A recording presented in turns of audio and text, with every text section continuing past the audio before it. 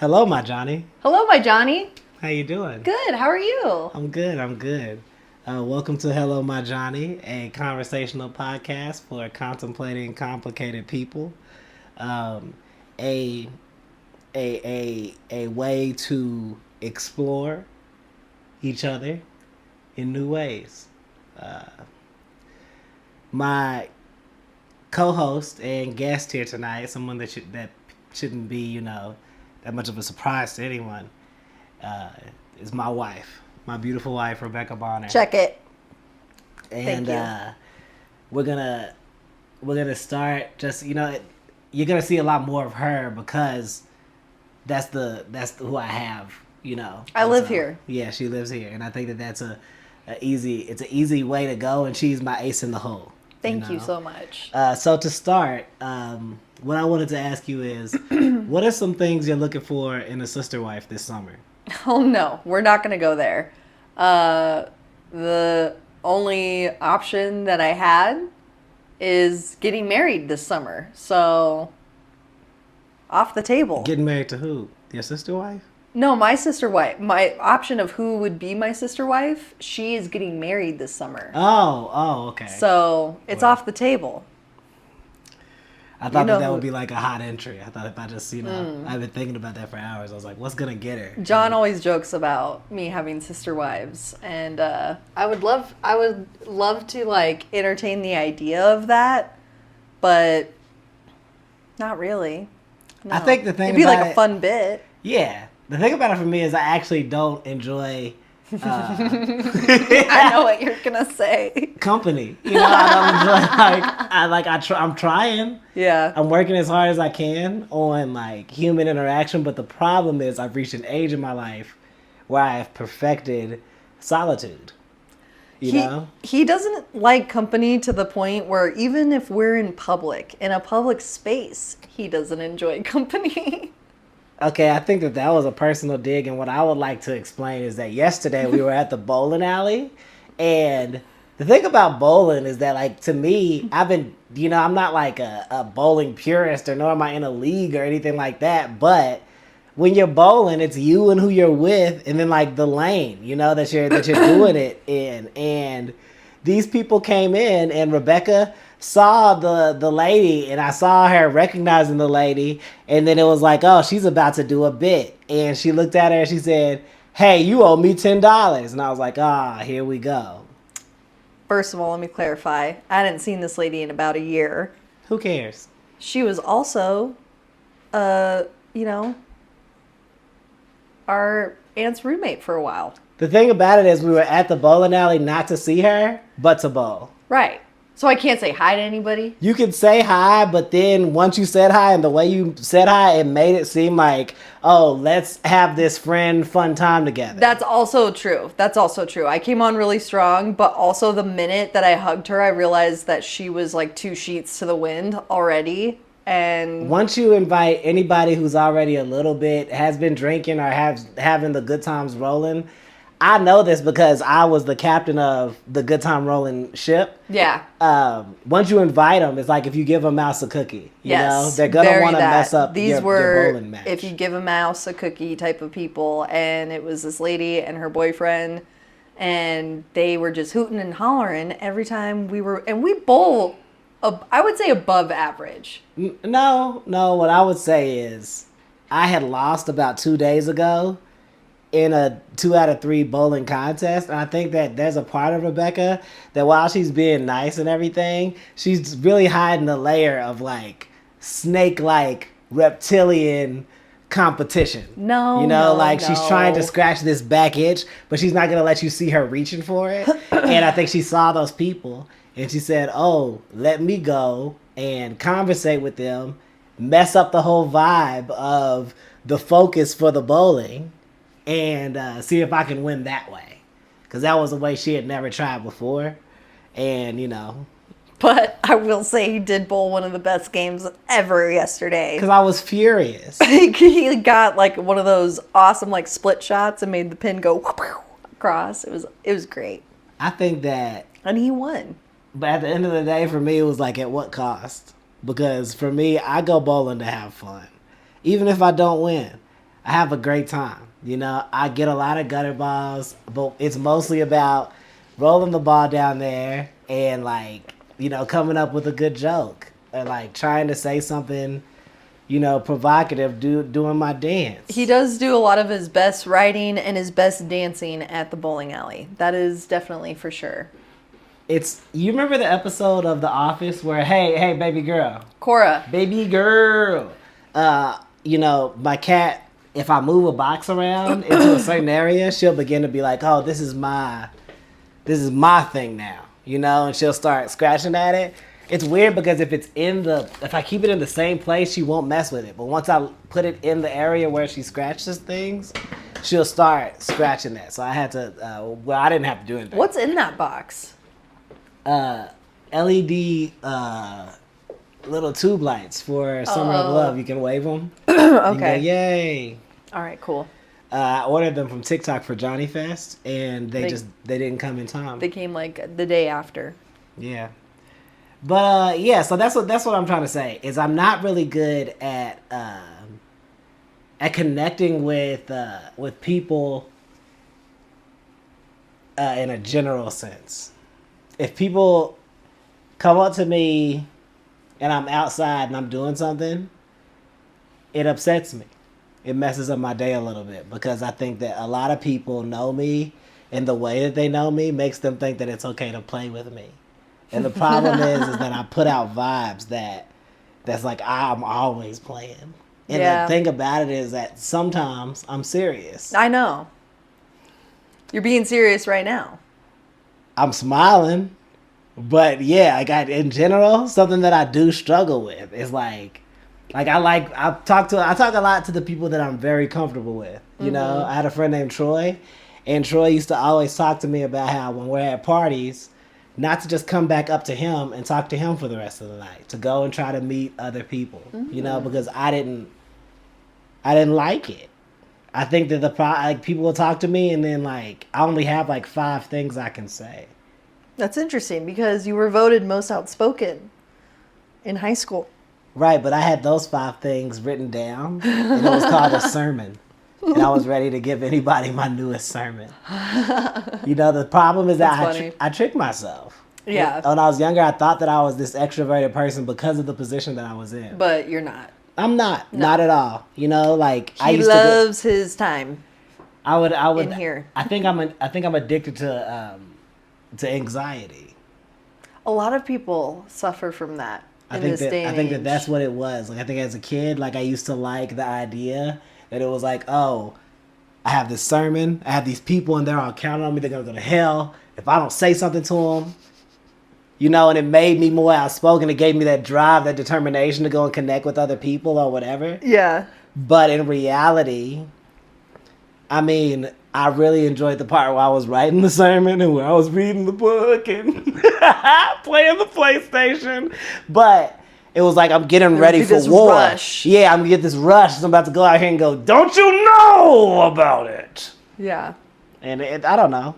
A lot of people are they make up their own problems in their head. I feel in that situation, you're more addicted to the anxiety that comes from the adrenaline of performative art. Yeah, because I didn't know that was what it was. Right. I thought that it was you are not sending people to hell. And people and that actually became very problematic to just my overarching idea of even salvation or being a Christian, because in my mind it was very much about me. Yeah. And I gotta go help and save these kids and save the other people. I gotta help Jesus. Jesus needs my help. And that's not what it's about. And I don't think that's what it's about. No. I don't think that's what it's about. And if you are out there right now, anybody under the sound of my voice, if you feel like you are the solution that Jesus was looking for, you are about to waste your life. And I'm not going to say nothing much further about it than that, but I'm going to let you know, hey, I'm a living testament that Jesus can still save you too. Okay? Just think about it for a second. I think it's the overall the anxiety of wanting to do something, wanting to be a good person, growing up in church, made me feel like I needed to connect with people in this way that later on in life when I had enough time. You realize. And I had the time to just sit by myself. I was like, oh, actually, it's because actually you prefer life this way. You know, not to say that I was raised wrong or what I was doing. Right. You know, it's like there's things you have to learn in life. Exactly. You know the value of that thing so you could tell other people. You know, I love the work. You know, I love doing this part. You know, I enjoy telling people about the stuff that I do from time to time, you know, but mostly it's the doing of the thing that's cool to me. Also, you're very, like, depends on what day you catch me on. Hell yeah, I am. Hell yeah, I am. And more people need to be like that. More people need to embrace, like, it depends on what day you catch me on, dude. Like, some days I'm feeling it. Some days I do not want to be bothered. And I am taking a nap and watching Jersey Shore. You know what I'm saying? Yeah, no, I just genuinely have like a very one-track mind, and I'm always thinking about 1,000 things at once, you know? And so it's like, sometimes I feel like being me is kind of similar to like having schizophrenia, but the different voices in your head, they each have like a different rap that they're gonna do, you know? And you gotta hear them out because there might be You have bars. the group D12 in your head. Yeah, I have like it's kind of what it's like. And like mainly, I'm Eminem mainly, but sometimes Bizarre jumps out. This and like, rap game. know, I don't yeah. sell my soul for no rap game. I definitely feel that way. But because of that, when people come up and they're talking to me, it's very much like now I have to stop what I'm doing, this orchestra of thoughts that I was trying to conduct into a single thing, concept, whatever. And now I need to be like, yeah, I'm doing good. How are you? And I think, and the problem with me as a person is I see that as a burden. You know, like when I was talking to you yesterday, we were at Walmart, and I was like, that lady came up to me and she was trying to talk to me at work about her mom, and her mom was sick. And I looked at you and I said, I don't even know you. Why would I give a fuck about this lady's mom? And while I was saying that, a lady came in from the entrance of the store. She came in and she said, I don't know if anybody has told you this. You are such a good-looking young man. Yeah, that's right. And that broke me as a person because it was like, why do you have all this malice inside of you? And people genuinely love you, Jonathan. Like random people you don't know, you know, think well of you. The people who are probably talking to you probably think well of you. But in my mind, I'm just like, if you would please just leave me alone. And this lady had the audacity, like, she saw us both standing there. And she came right up to him and said that right in front of me. But it was fine. It was actually very cute. But I will find her the next time she's at Walmart. I understand because like I'm at a place in my life where you know I'm good looking and I can see it.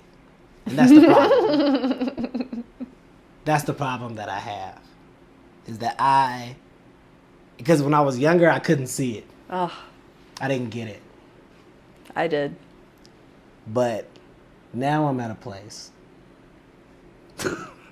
Man, look at this guy. where I look in the mirror and I know what I can see, so I don't care what other people see. You know, I found the beauty in me.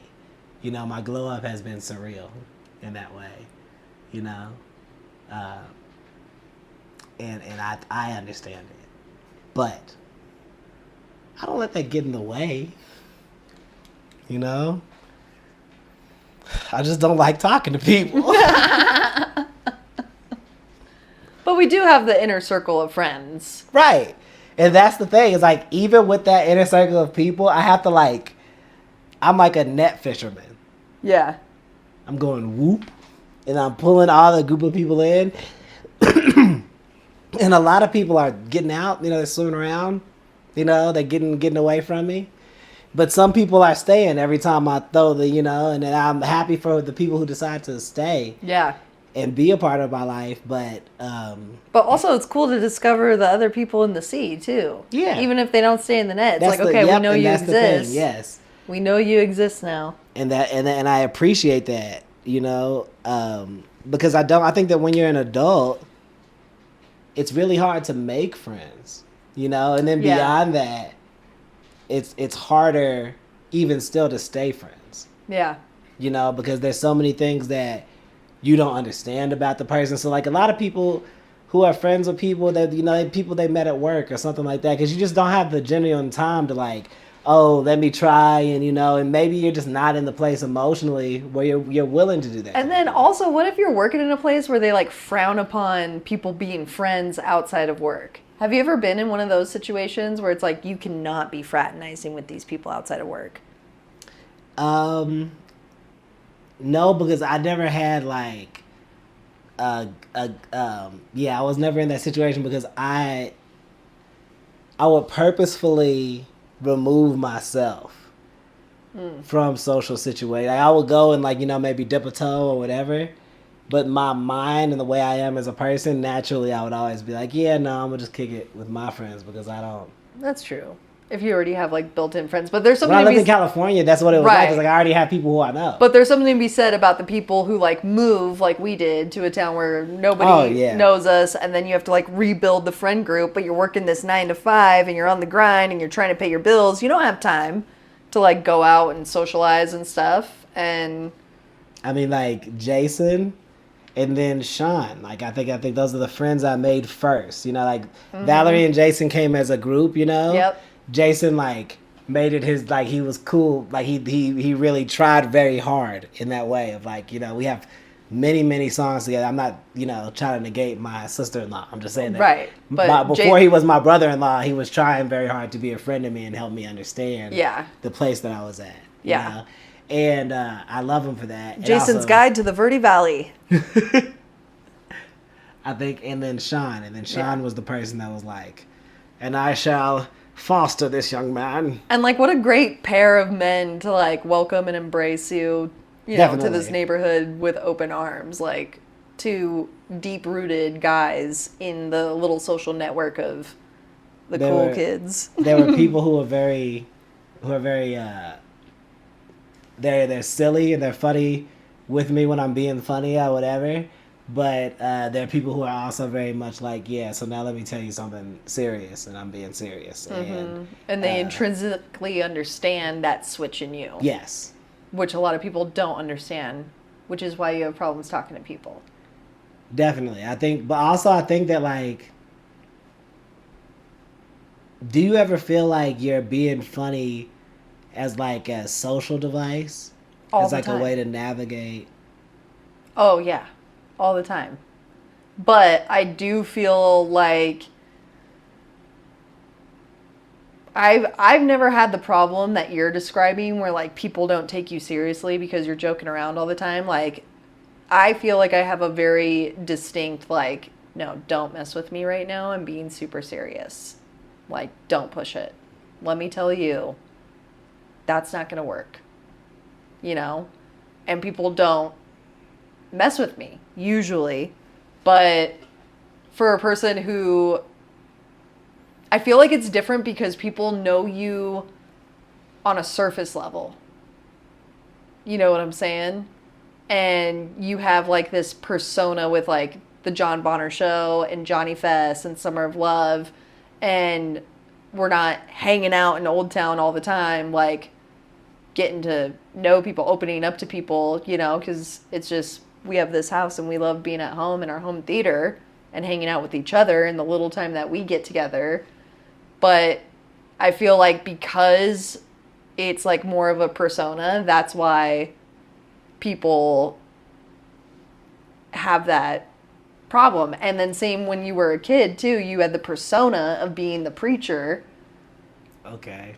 I can dig that. And then people didn't know if you are you preaching? Are you popping off right now? Shout out to Shahid. Shout out to Shahid from middle school, who's still my friend now. But Shahid used to have these parties, and then they came to church and went to church with me. But they would let me go over his house. Whenever I went over his house, Shahid's dad, Sean, would be like, "Yeah, John's just a kid over here. He's not a preacher." And did you appreciate that at the time, or at did the that time make you mad? It was conflicting for me.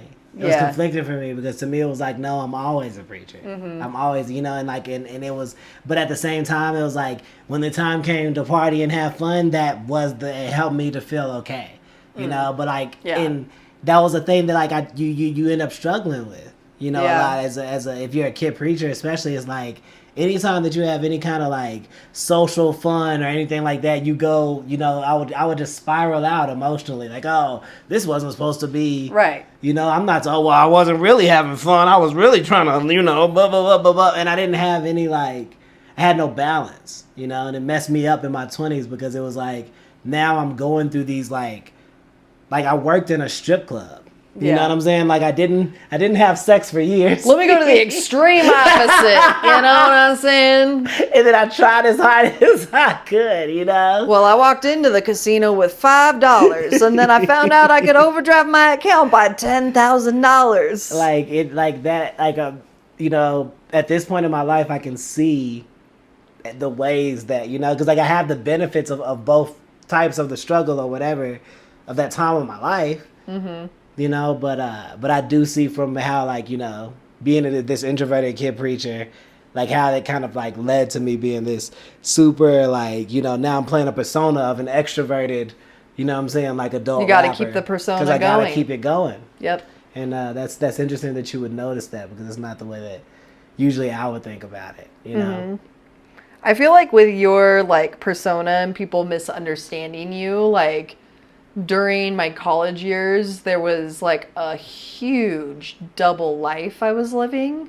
Like on one side, I was going to school in class and then going to comedy sports, doing comedy on the weekends and on Thursday nights. That was like a twice a week thing. And I was doing stand-up spots like every weekend, Friday nights and Saturday nights after class. Would go meet up with Rocky Watul, shout out, my first boss ever. Whoa.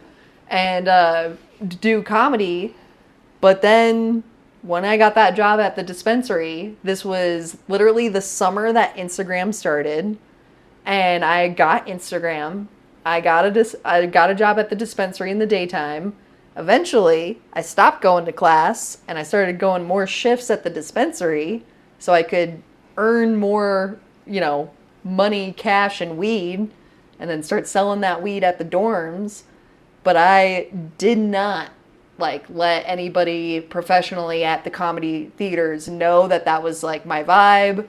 Did not let anybody know that, oh yeah, I'm out here like selling weed and like living this double life and stuff. And my manager is giving me a bag of joints to go down to the airliner to promote this dispensary and stuff. And I kept that double life persona up for a long time. And it is one of my big regrets in life.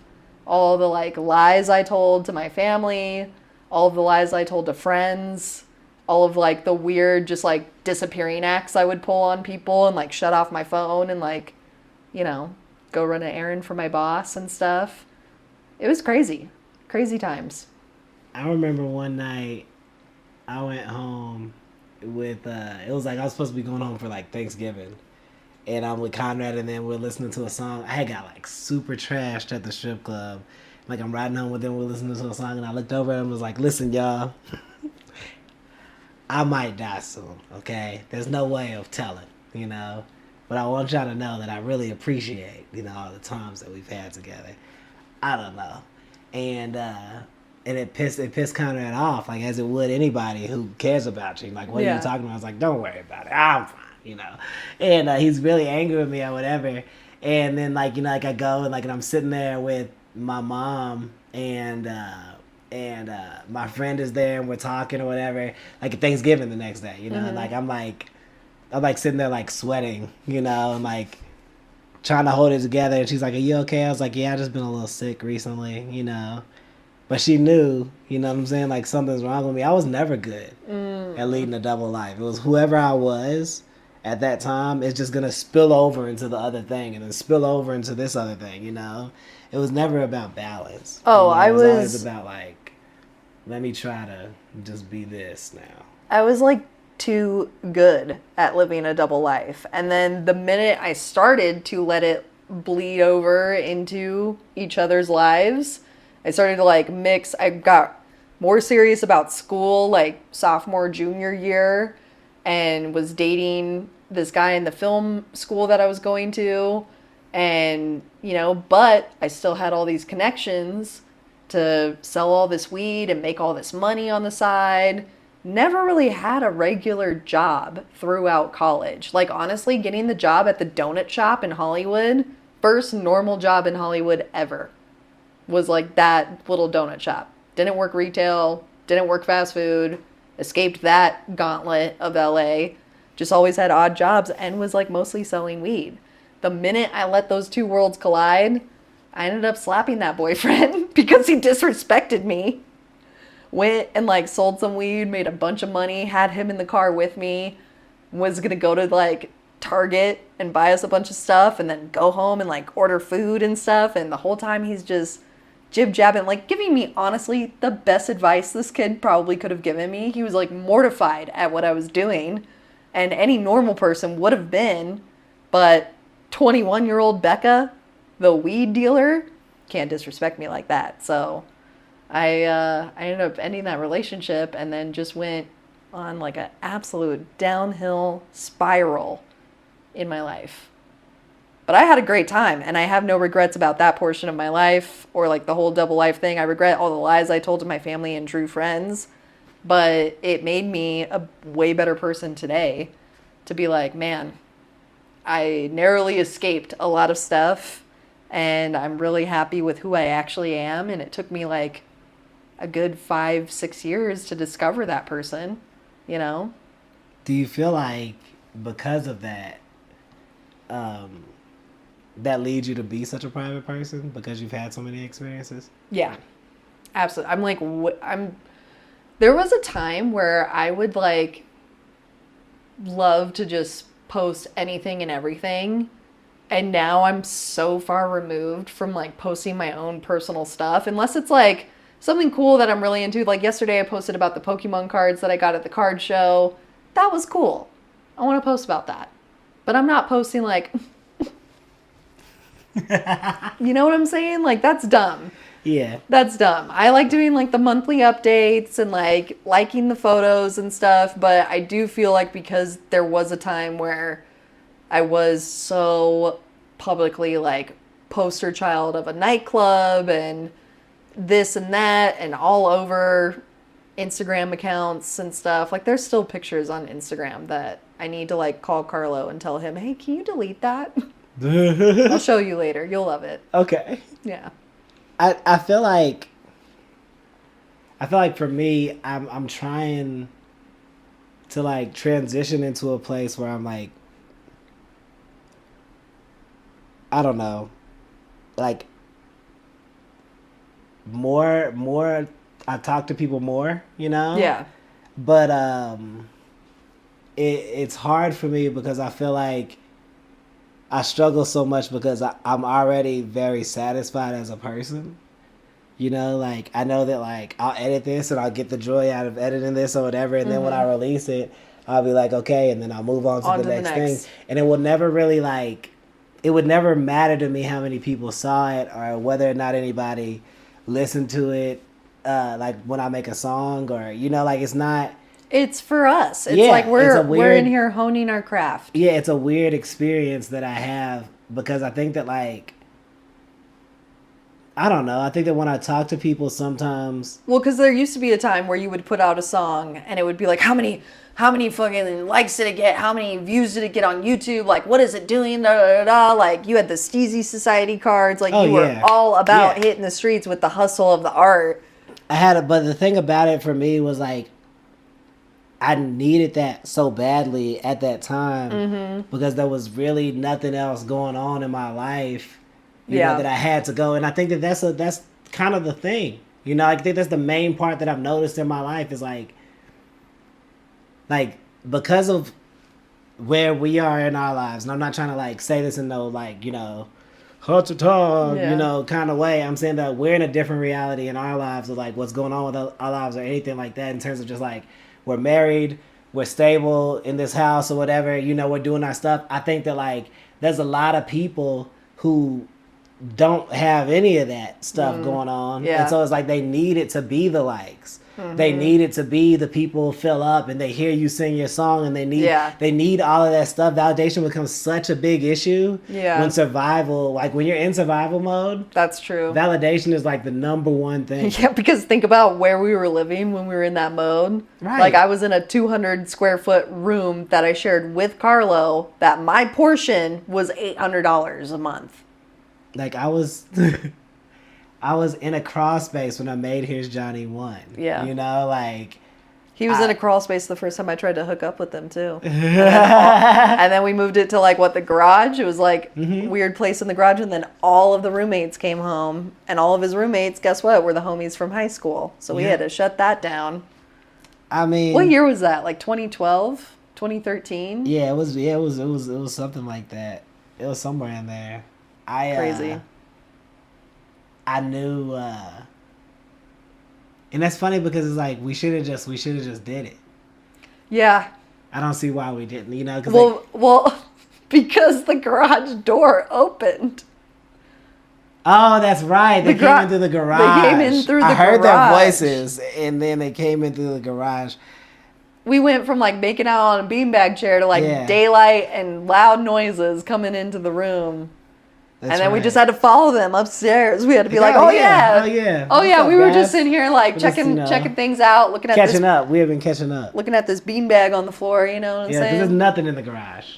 Like literally nothing. It was just down there, you know. There's literally like 2 cars, a broken fridge, and a beanbag chair that we were trying to make out on. Yeah. Yeah. And look at us now. Right? I think that like... Well, let me ask you this. Sorry. Okay. Let me ask you this. You feel like because of being a preacher, because of making music, because of the strive of the hustle, being the DJ in the strip club, and now you're almost 3 years no drinking, you know, you're in, like you said, we're stable, we're married, you know, we're in just a different phase of our life, but you are... Is that okay for me to say? Do you want me to say that in this? I'll bleep it out later. Okay. You are, you know, in the restaurant industry. Sorry. You're in the restaurant industry and you have to like serve and stuff. Do you feel like all of that has prepared you to be able to deal with like the worst type of people and to be able to succeed with the best type of people? Because I think that like over time, all the introversion, like when I released my true introversion, when I really was like, yes, because I moved here, I didn't know anybody. Yeah. And I was like, okay, let's just sit down and start trying to work through all these big emotions that you're having, you know, because you're having such large emotions, you know. And I think that was like why my drinking was like kind of peaking when I got here, because it was like, I'm trying to like outmaneuver these emotions because I'm by myself a lot now. You know what I'm saying? Like I'm not sitting with other people who know me, who are going to try to stop me or slow me down. You know, like, It wasn't that kind of deal. But I think that what happened for me is that when I stopped drinking, I had to start confronting all of these big emotions and, like, all the stuff that I was like, I'm trying to finesse this into being cool. Yeah. I'm trying to romanticize the past in this way that actually and everybody's the hero of their own story. You know, but I think that like you really grow when you accept that sometimes you were bad. Sometimes you were the villain. Sometimes you were bad for other people. You were bad for yourself. And there was so many times I was trying not to, like, I would write raps and I make the rap like, this is a rap about how I actually was a good guy. You know, because I wanted to remember myself differently. You know, I wanted to see myself differently than who I was. But the truth and the freedom came when I said, okay, let's just have the feeling and think about it. You know, and after a while, it stopped being like I'm sitting here going, oh, you're so stupid. Oh, you're such a loser. You know, like it went, like I let all the whole song play out. And eventually there was silence. It took a lot of time. Yeah. And it wasn't a song I liked. Yep. But, you know, I sit on the other side of it, listening to the melody of silence. And that's the real choir of God's angels. Well, know? And like, I feel like the rate that you're producing just stuff, you know, just general stuff that we doing out here. It's like the rate that we're putting stuff out is like rapid right now for you and I both in our lives. And we're both like learning and growing together. And it's just been such a fruitful season for the Bonners in general. Definitely. And I'm like super excited to see where it goes. Yeah, me too. And I'm like really, really proud of all the progress that you've made, all the progress that I've made. And I'm really thankful for our long-standing relationship. Me too, man. Over all the years. Definitely. I think that the best thing that I have in my life is that God gave me a relationship with you, and that it was a relationship with somebody who was going to be patient enough the way that I was patient to like understand the value of stuff and not like rush into being in a relationship with each other, you know, until that was something that was supposed to happen. You know, Absolutely. I think that like without loving you, I wouldn't understand real value, you know, and in patience, you know, and in time, you know, because I think that that's the thing. It's like when we were first friends, of course I had these feelings for you or whatever, but to validate those feelings, I had to hold on to them for a long time, you know. And so now every day when I see you, I know that it's okay to just do the stuff because the stuff becomes a thing later, you know. And I'm happy with you just being my thing any day. I think it was always meant to be because like if the trajectory of our lives was like one of those star maps in Star Wars where you go from like planet to planet, like you and I would be on the same planet on the same time, just like in different little neighborhoods of the planet. Mm-hmm. And the trajectory would be the same because it's like high school, suburban, church going, you know, not really getting into trouble. And then boom, immediately getting into trouble and doing our crazy thing in college and dropping out of college, all of the things like making music in LA, putting on shows. And then it was just relationships and craziness. And then we found each other again and we were on the same planet again. And ever since then, it's been like boop, boop, boop, boop. But now we're in the same spot. We're actually on the same ship going to the same planets together. We're the sequel to the Adjustment Bureau. Yes.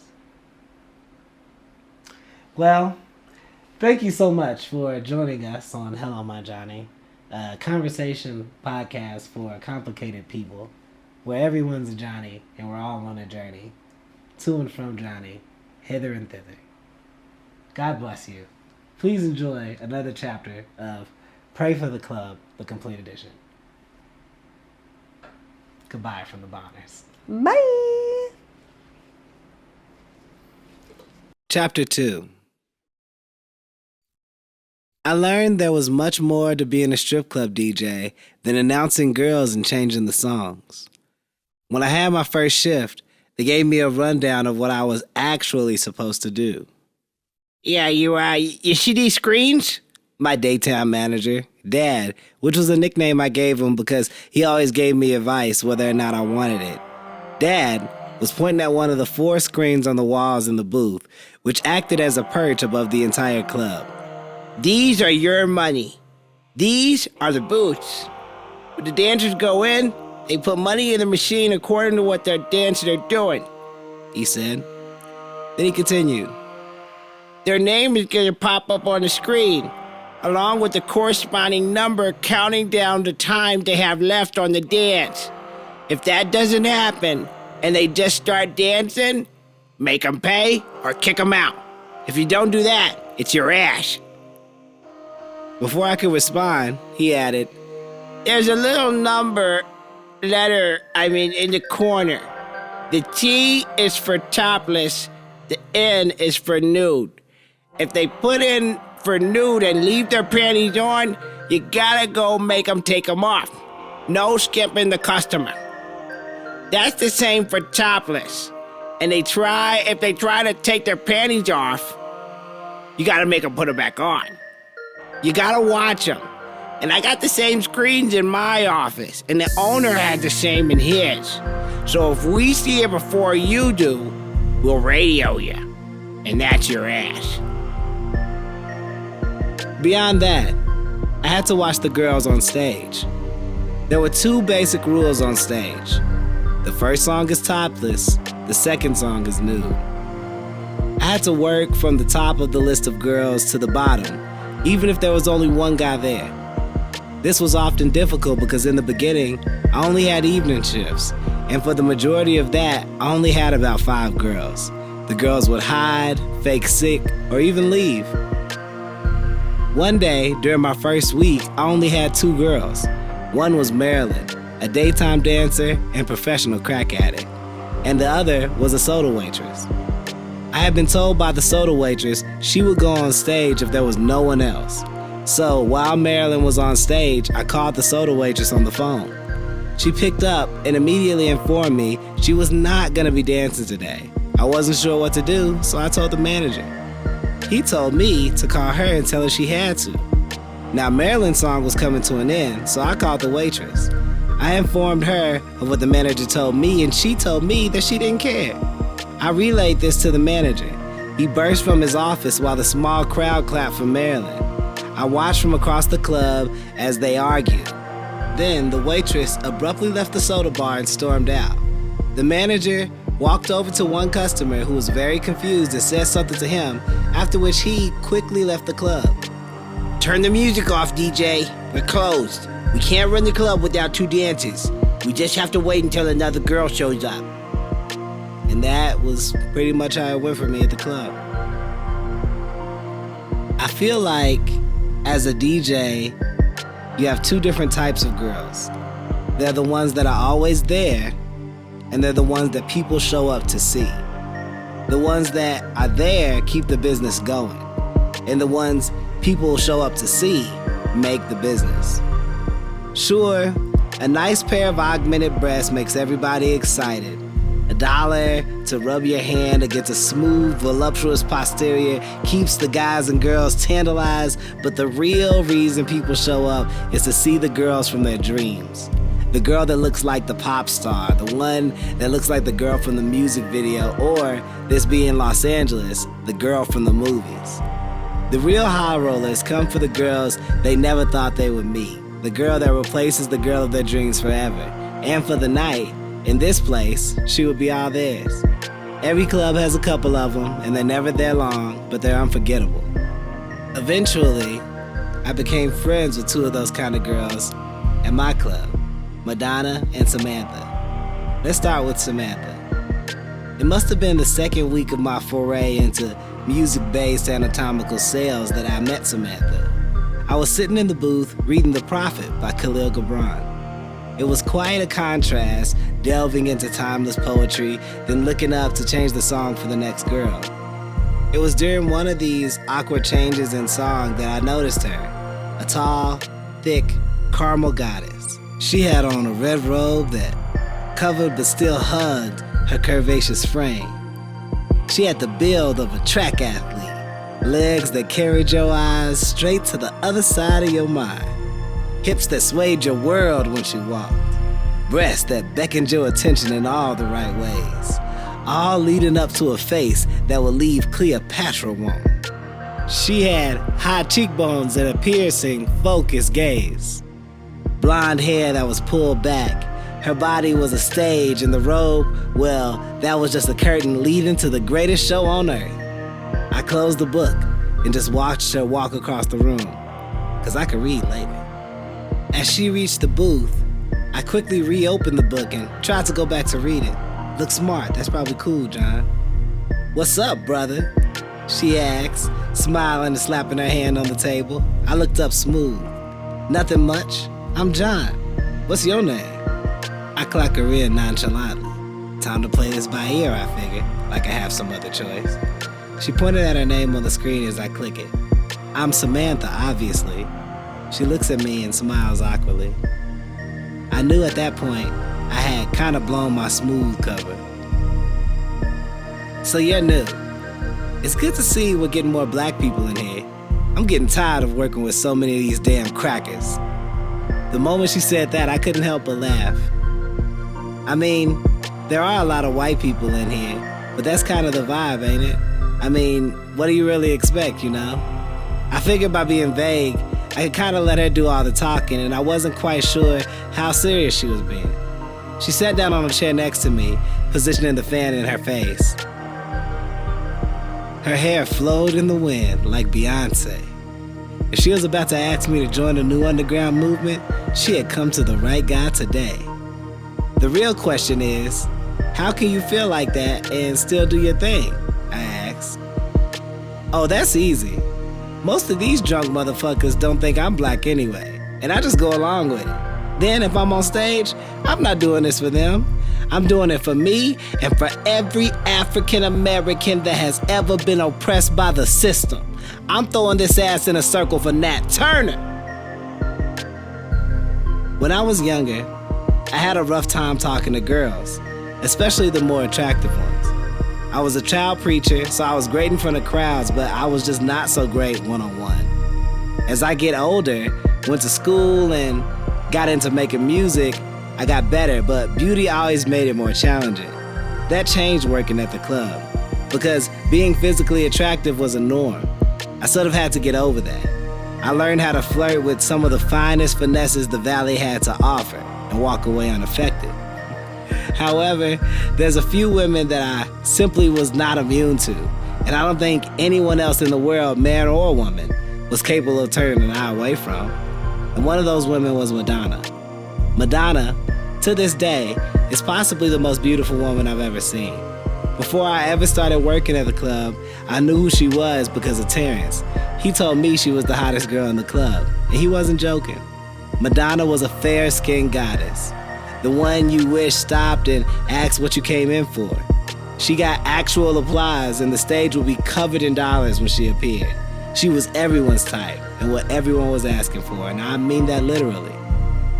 There were many nights I saw men leave when they found out she wasn't there. She had a way to her. Everyone felt important when they spoke with her. The other girls sort of fell in their place in rotation around her, some not wanting to hit the stage before, some never wanting to do it after. She was the example of what these girls could be, or what they thought they would be at some point. However, what I always remember about her was her love for video games. She was a nerd outside of work, and we connected that way. We hung out outside of work as friends, and I always thought it was so strange how she assimilated back into normal life. When she wasn't in her wig, bikini, heels, and nightgown, you would never know that Madonna was there. I mean, she was undeniably beautiful without it all, but you wouldn't know that she could become a walking embodiment of men's fantasies at the snap of a finger. I feel as though if the men who spoke to her knew that she was a gamer, it would only add to her appeal. She wasn't just the one men went to the club for. She was the one they looked for in real life.